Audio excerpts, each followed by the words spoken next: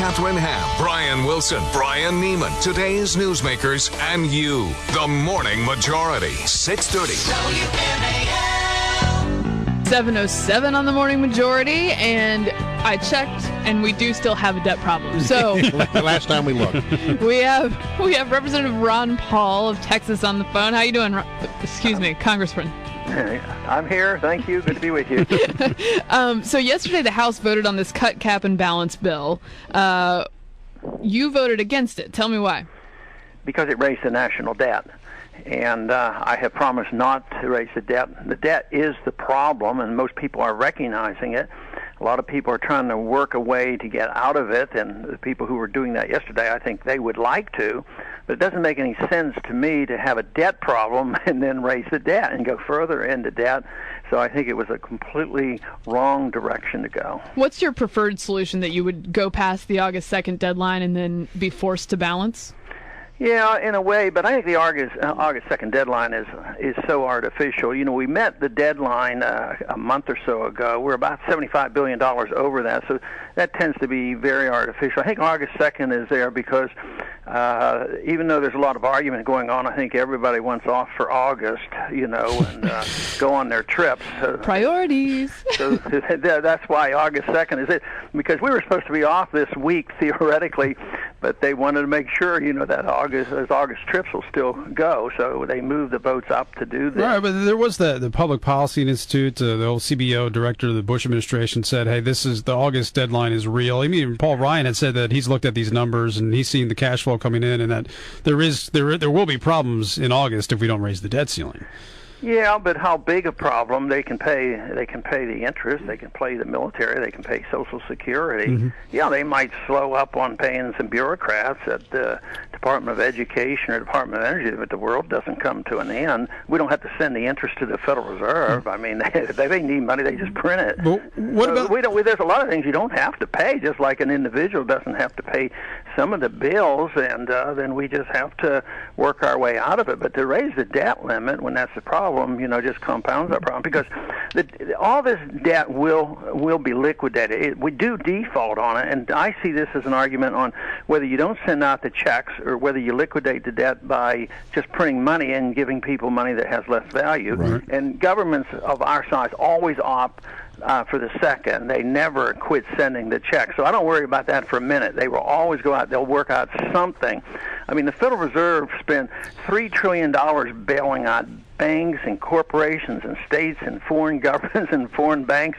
They're not going to allow our own Treasury to not send out payments because they have unlimited sums of money. But what about the argument that if you don't raise the debt ceiling, you're actually making the debt worse because you run the risk of interest rates going up, you devalue the dollar even more? I know you're big on that. Could it actually make our debt problem worse by not raising the debt ceiling? No, I can't see that, but interest rates are going to go up anyway. That's the big problem because the inflation has already come back.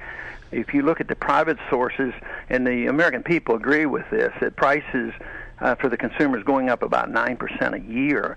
So that is a tax, and interest rates are just artificially low because the Fed keeps buying Treasury bills and keeping the interest low. But no, I think that if you allow the market to work, yes, interest rates will go up, but that would be good because people who want to save and take care of themselves, you know, could have a CD that makes market rates of interest, and that's where capital would come from. You want to turn off the printing press, but you want people to save, so people who save and take care of themselves would make 5 or 6 or 7%. Mm-hmm. But when they make 1%, they're being cheated, and this is a deliberate policy. We cheat the people who act responsibly, and we reward the people who are supposed to spend, and we give banks money for free. So it's all out of kilter, right? And it comes from the whole fact that government is too big, we spend too much, and we can't afford it. Congressman Paul, let's get down to brass tacks. There is a train that now appears to be leaving the station. station, and it is a proposal that is put together by the so-called Gang of Six over in the Senate. The president has said he's encouraged by this. Tom Coburn, a man who has been called Dr. No, has gone back into those negotiations, obviously pleased with something he got. We just had Grover Norquist on our air who said he needs more information, but initially he doesn't hate the ideas that he's hearing, if I could sort of paraphrase what he had to say. At some point a deal has to be made. Is this a train that you could get on? No, I think they say they would raise taxes by about $1 trillion, and I don't see that as a solution. But they're offering maybe as much as $500 billion off the top in cuts, and a total of about it depends what you hear, $3.7 to $4 trillion in cuts over a period of time. This year we've accumulated $5 trillion of new obligations. The deficit's 1.6. What we borrow from the Social Security is 0.4. We have increased our entitlements by $3 trillion. Yes, sir. So none of that can't. So not enough for you then. Well, no, and it isn't. It isn't an arithmetic problem. It isn't an accounting problem for me. As I said on my floor statement yesterday, the American people and the Congress has to think seriously about what the role of government ought to be. And if you don't address that, this is all just tinkering around and saying, well, this is the deficit's going to be $3 trillion or $2 trillion or whatever, is missing the point. Fair enough, but at some point, don't you have to be pragmatic about it and say that, okay, we fought hard, we stood our ground, we tried to pass a balanced budget amendment, but it's not going to go anywhere, so this is the best deal we can get. Well, that's why I think what I'm saying is the only pragmatic thing to do, and that is admit that we can't afford, say, policing the world. How long can we stay in 140 countries and 900 bases and continue to add war on war? This is what usually brings great nations down, and nobody even talks about it. Yesterday we had $100 billion of cuts, so-called, and it actually increased the funding for the wars. So I think that is foolhardy, and we have to decide whether we can afford that. But we have to really challenge the whole concept of entitlements from cradle to grave. And nobody can, one half of the Congress said never cut a penny out of entitlements. The other says don't cut a penny out of this militarism. And then they say, well, this is a budgetary problem. How are we going to raise the national debt to keep this going?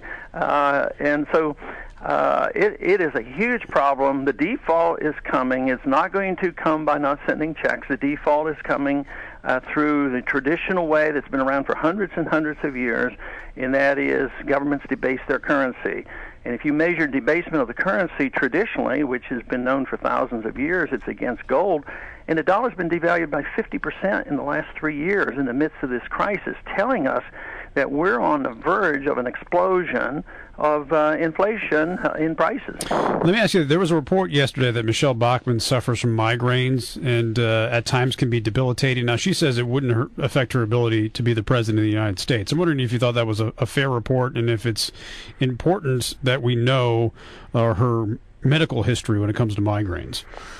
Well, sometimes I think people think they have to know more than they need to know, but you should need to know what a president, is capable of doing. I have taken care of a lot of patients with migraine, and it is pretty rough. I mean, it is a tough problem to take.